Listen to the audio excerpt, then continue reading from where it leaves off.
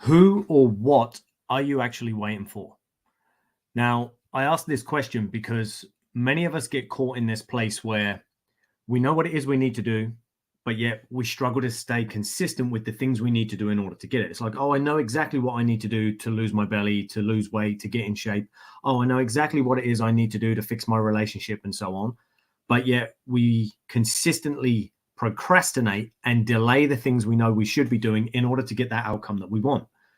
Now, why is that? That's why I ask you, like, who or what are you actually waiting for?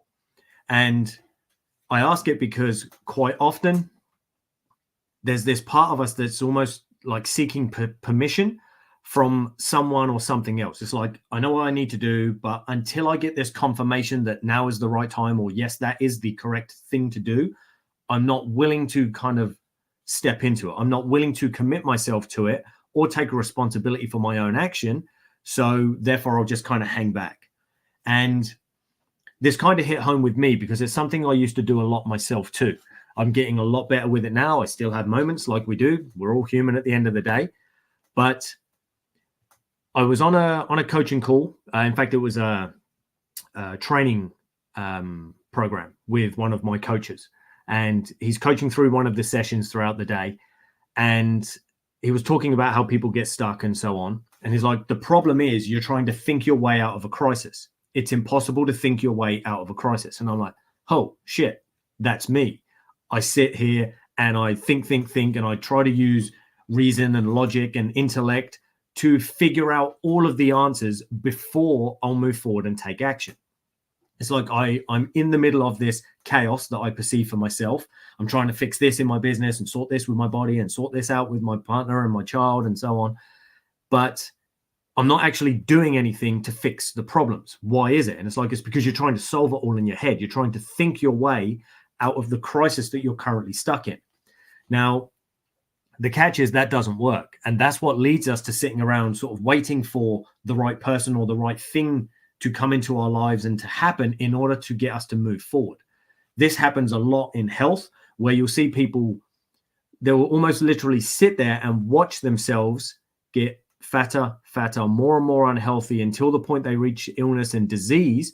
And then it's like, oh shit, if you don't do something about this, you're going to be dead in the next year or the next 6 months, when they suddenly get cancer or diagnosed with heart disease or extreme metabolic condition of some sort. And then it's like, oh, fuck, I have to do something. Right. I need to sort my health. And it's like, we need this extreme push, this point in time where in reality, we have no choice now. It's so urgent that we take action that it's like, I've got to do it. And it's almost like, well, now that it is so urgent and now that it is so extreme, people will understand that I'm taking this time for myself.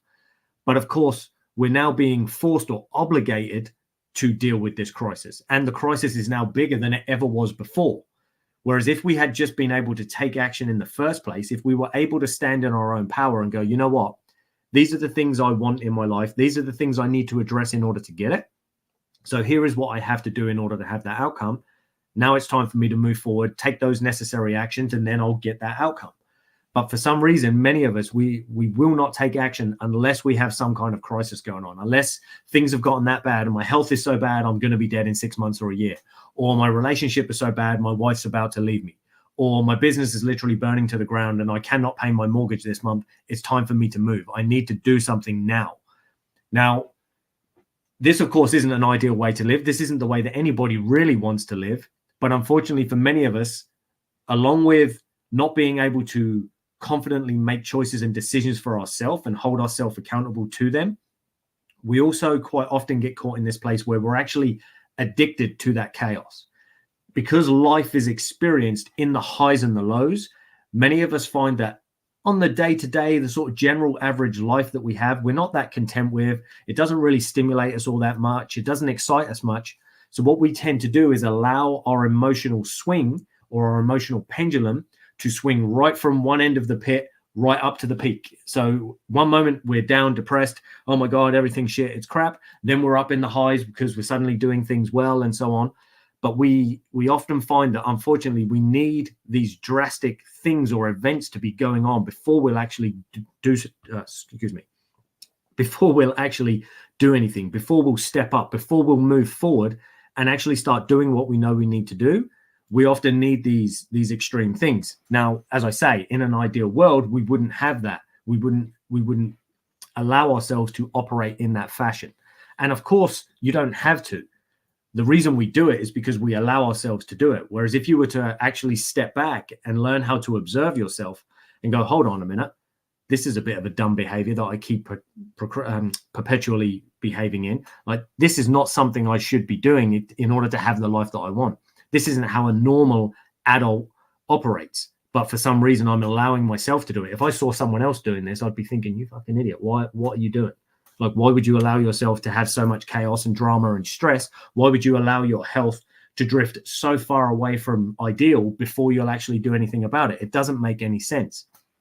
But of course, within the context of our own life, we somehow manage to rationalize this decision to not take action, to not move forward, to try and think our way out of the crisis rather than actually do something about it. Instead, we sit around, as I say, and we wait for permission from somebody or something else before we do anything. So my question for you today is a two-parter. So the first one is, of course, as I opened this video with, it's what or who are you waiting for? Like, what is it you need exactly? Is it permission from somebody else? Is it that you need something in your circumstances to change before you can give yourself permission? Like, what is it? What's actually going on that's stopping you? And then along with, well, what's stopping you from taking action? What is the one thing that you know you need to take action on in the next week in order to start moving things forward and actually moving towards the life that you want? So those are my two questions for you guys. As always, if you have any questions of your own, drop them in the comments below. And if not, I look forward to seeing you guys in my next video.